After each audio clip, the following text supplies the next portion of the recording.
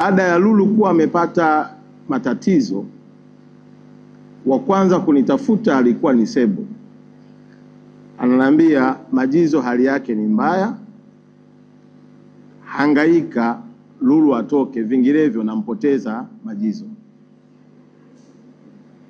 Sasa mimi nikawa nahisi Majizo anaigiza. Sebo akaniambia, hivi ninavyoongea yuko hapo ofisini kwako mkoani.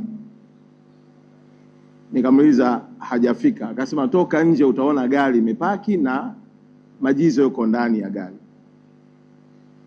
Kweli baada ya kukaa na Majizo, na nafikiri tulichukua kama siku kama 3-4 hivi, na baada ya kubaini ya kwamba ana upendo wa kweli, kwa mara ya kwanza mimi nilienda gerezani kwenda kumuona Lulu kwa sababu tu ya upendo aliokuwa nao Majizo kwa Lulu. Na Mungu alivyosaidia Lulu akatoka, Majizo akamleta Lulu moja kwa moja nyumbani Masaki. Na alipofika nikamwambia Lulu, Majizo ameonyesha upendo wa dhati na wa dhahiri. Nenda kaolewe na Majizo.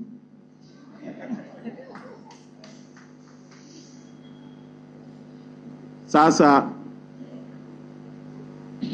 Sebo ametangulia, ambaye ndio alitufanya wengine tupiganie penzi la Majizo na Lulu.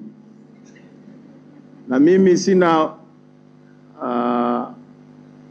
uhakika kwamba kama amebaki mtu mwingine aliyekuwa anajua, na bahati nzuri Majizo amesema, lakini kwa kweli nimebaki, nitakaa nao kuangalia ule upendo wa mwanzo waliokuwa wananishuhutisha kwenda gerezani kama bado upo, ili kuhakikisha ndoa hii inaendelea kuimara kwa kumwenzi ndugu yetu Sebo.